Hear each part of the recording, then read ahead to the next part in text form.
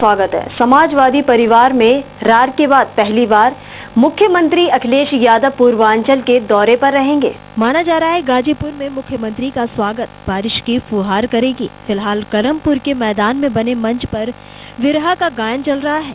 पहले उनको विमान से वाराणसी के बाबतपुर पहुंचना था, लेकिन अब वह लखनऊ से सीधे हेलीकॉप्टर से गाजीपुर के सैदपुर पहुंचेंगे। फिलहाल गाजीपुर के सैदपुर में उनके स्वागत के लिए पर्यटन मंत्री ओम प्रकाश सिंह के साथ परिवहन मंत्री दुर्गा प्रसाद यादव, सपा नेता तूफानी सरोज व केपी यादव सहित अन्य नेता मंचासीन हैं।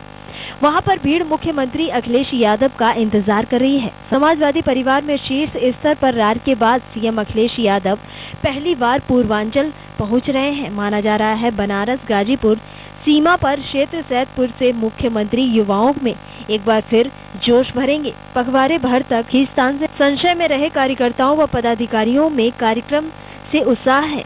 मुख्यमंत्री अखिलेश यादव 9 बजे तक सैदपुर क्षेत्र के करमपुर गांव में पहुंचना था, लेकिन उनका कार्यक्रम विलंबित हो गया।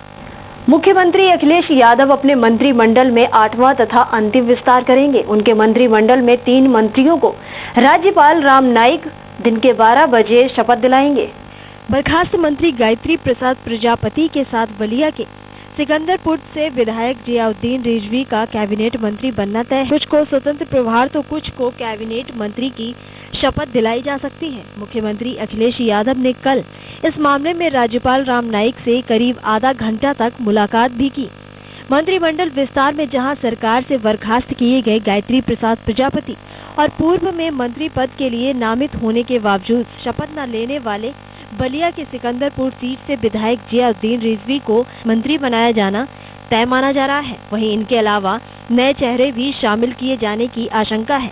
अखिलेश मंत्रिमंडल में अभी कुल मंत्रियों की संख्या 57 है। इस हिसाब से अभी 3 और मंत्री बनाए जाने की गुंजाइश है। बीती 12 सितंबर को बर्खास्त भूतत्व एवं खनिक्रम मंत्री गायत्री प्रसाद प्रजापति को मुलायम फार्मूले के आधार पर फिर से मंत्री बनाए जाने की जानकारी मुख्यमंत्री कार्यालय ने ट्वीट करके दी थी। वहीं देश से बाहर होने के कारण 27 जून को हुए पिछले मंत्रिमंडल विस्तार में शपथ लेने से चूके जियाउद्दीन रिजवी का भी मंत्री बनना तय है। इनके अलावा मंत्रिमंडल से बचे एक स्थान के लिए गायत्री के साथ ही बर्खास्त किए गए राजकिशोर सिंह, शिवाकांत ओझा और मनोज पांडे के बीच जोर आजमाइश है। सूत्रों का यह भी कहना है कि मंत्रिमंडल से एक की छुट्टी कर 2 लोगों को मंत्री बनाया जा सकता है। 2 राज्य स्तर के मंत्रियों को प्रोन्नत किए जाने की भी संभावना है। कुछ विभाग भी बदले जा सकते हैं। AIMIM के राष्ट्रीय अध्यक्ष असुद्दीन ओवैसी ने कहा कि पड़ोसी मुल्क अमन चैन में खलल डालता है। पाकिस्तान की मस्जिदों में बम विस्फोट और कत्ल होते हैं, लेकिन इसके बाद भी वह सबक नहीं ले रहा। वह हिंदुस्तान के मामले में दखलंदाजी न करे, क्योंकि उसका हिंदुस्तान से कोई मुकाबला नहीं है। मुस्लिम बाहुल्य क्षेत्र से मरियावा के जूनियर हाई स्कूल में सभा को संबोधित करते हुए ओवैसी ने कहा कि हिंदुस्तान से केरल RSS को ही मोहब्बत नहीं है, बल्कि इस मुल्क से मुसलमानों के कई यादगार लम्हे जुड़े हुए हैं। करीब 200 साल तक राज करने वाले अंग्रेजों को गुलामी से देश को आजाद कराने के लिए मुसलमानों ने अपना खून बहाया। उलेमाओं ने अंग्रेजों के खिलाफ जिहाद छेड़ा, तब आजादी मिली। इसके बावजूद इसका श्रेय जवाहरलाल नेहरू, महात्मा गांधी, सरदार वल्लभ भाई पटेल और आजाद को मिला। ओवैसी ने कहा कि देश के 2 टुकड़े होने पर हमारे बुजुर्ग ने इसे अपना वतन बताते हुए जिन्ना के साथ पाकिस्तान नहीं गए। इस वफादारी के बाद भी मुसलमानों को शक की निगाह से देखा जाता है। ताजमहल, कुतुब मीनार और लाल किला जहाँ प्रधानमंत्री तिरंगा लहराते हैं, यह सब हमारे पूर्वजों का है। मुसलमान अपनी समस्या को चुनाव के जरिए हल करें। उत्तर प्रदेश में अगले साल होने जा रहे चुनाव को लेकर कई पार्टियों ने गठबंधन के संकेत दिए हैं, तो वहीं पर राहुल गांधी ने साफ कर दिया है कि उनकी पार्टी अपने दम पर चुनाव लड़ेगी। राहुल गांधी की पार्टी अपने दम पर चुनाव लड़ेगी। राहुल ने एक अंग्रेजी अखबार को दिए इंटरव्यू में ये बात कही। राहुल फिलहाल उत्तर प्रदेश में 2500 किलोमीटर लंबी किसान यात्रा पर है और यहाँ एक बार फिर पार्टी में दम फूंकने की कोशिश कर रहे हैं। राहुल ने कहा, मुझे लगता है कि कांग्रेस को अपने दम पर खड़े होना चाहिए और 2017 के विधानसभा चुनाव बिना किसी के साथ समझौते किए अपनी विचारधाराओं और नीतियों के आधार पर लड़ना चाहिए।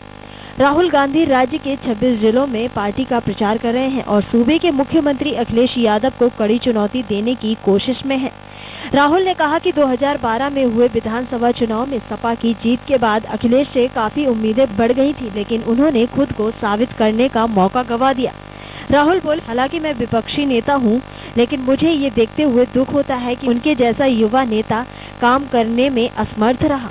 सोमवार को अखिलेश सरकार के मंत्रिमंडल के विस्तार के पहले ही विवादों की शुरुआत हो गई है। आरटीआई एक्टिविस्ट और वकील नूतन ठाकुर ने रविवार को गायत्री प्रसाद को दोबारा मंत्रिमंडल में लिए जाने के कयासों के बीच राज्यपाल से मुलाकात कर उन्हें शपथ नहीं दिलाने का आग्रह किया।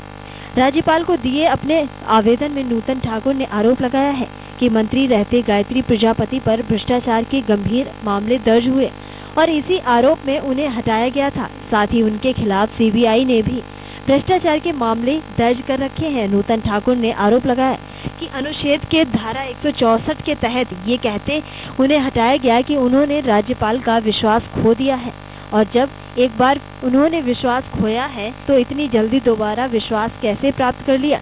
ऐसे में उन्हें दोबारा शपथ नहीं दिलाई जा सकती। इन्हीं अनुच्छेदों का हवाला देते हुए नूतन ठाकुर ने राज्यपाल राम नाईक से मिलकर उन्हें वापस मंत्रिमंडल में नहीं लेने की अपील की है। आपको बता दें, चाचा भतीजे विवाद में जब गायत्री प्रजापति को अखिलेश सरकार ने मंत्रिमंडल से बर्खास्त किया था, तब ये तर्क दिया गया था कि अवैध खनन मामले में प्रजापति के खिलाफ सीबीआई के पास मजबूत साक्ष्य हैं और इलाहाबाद कोर्ट जल्द ही उनके खिलाफ कड़ी कार्रवाई का फैसला दे सकता है।